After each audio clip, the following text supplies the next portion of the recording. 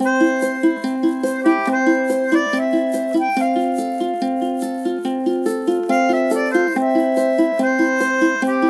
choisi un livre qui s'appelle « Comment fabriquer son grand frère », écrit et dessiné par Anaïs Vaugelade, et il y a un sous-titre, un livre d'anatomie et de bricolage.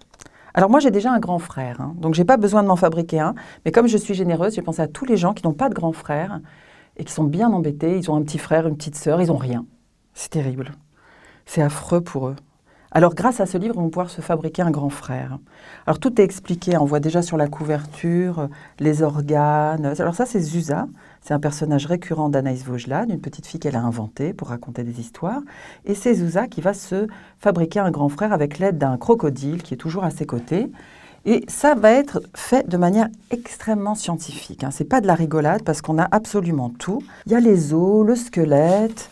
Et ce qui est amusant, c'est que on peut croire que c'est complètement fantaisiste. Bon voilà, là, on est sur les tendons, les muscles, c'est fait avec des élastiques, c'est fait avec, tout est fait avec les moyens du bord, mais, ce qui est génial, c'est que ça marche, parce que c'est fait à la fois, comme c'est dit dans le sous-titre, anatomie et bricolage. C'est exactement ce qu'il faut pour construire un grand frère. Donc, on a des choses, des renseignements extrêmement sérieux sur le fonctionnement du corps, de l'esprit, les nerfs, les sens. Moi, j'avais jamais compris comment on marchait, comment fonctionnait l'œil, les couleurs, le goût, les papilles, l'ouïe. Et là, j'ai tout compris, enfin. Parce qu'il n'y a pas seulement les gens qui n'ont pas de grand frère, il y a aussi les gens qui sont nuls en sciences. Alors moi, j'ai un grand frère, mais je suis nulle en sciences. Et j'avais jamais compris comment marchait un corps.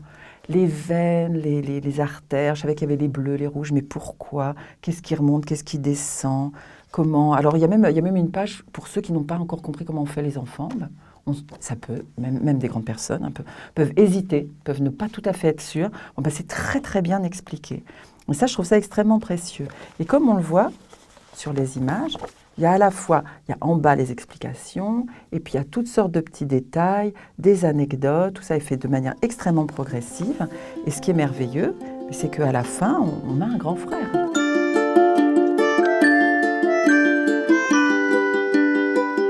Et tandis que le crocodile cherche dans l'encyclopédie des histoires de créatures fabriquées qui sont devenues vivantes, les jouets discutent de pourquoi ça ne marchera pas, ce frère. D'ailleurs, eux, les jouets, n'ont ni cœur, ni foi, ni rien de tout ça, et ils s'en passent très bien. En fait, depuis le début, ils pensent que Zuza fait n'importe quoi. Alors, plusieurs formules pour éveiller un être. La formule souffle. Après avoir installé le ciel, la terre, les plantes et les animaux, le Dieu a modelé un bonhomme en terre, il l'a appelé Adam et l'a réveillé en lui soufflant dans le nez. La formule lettre. Le grand Maharal de Prague a modelé lui aussi un bonhomme de terre géant, un golem. Il l'a réveillé en gravant sur son front 3 lettres magiques et quand il devait rendormir son géant, il lui demandait « Golem, s'il te plaît, tu veux bien refaire mon lacet ?» Alors le géant se penchait vers la chaussure. Vite, le Maharal effaçait la première des 3 lettres et aussitôt, le géant retombait dans son sommeil de terre. La formule est claire. Le professeur Frankenstein a réveillé sa créature avec un éclair d'orage. La formule baguette magique. Geppetto, le menuisier, était triste de n'avoir pas d'enfant. Pour se distraire, il avait taillé un Pinocchio dans une bûche de bois. La fée bleue, qui passait par hasard, vit le chagrin de Geppetto et d'un coup de baguette magique réveilla le Pinocchio de son sommeil de bois. Aussitôt, Pinocchio parla, il marcha, mais il restait en bois. À la fin de l'histoire, comme Pinocchio a été courageux et aimant, la fée donne un 2e coup de baguette magique et le transforme cette fois en un vrai petit garçon. La formule amour. Pygmalion, le sculpteur, a sculpté dans l'ivoire la dame de ses rêves.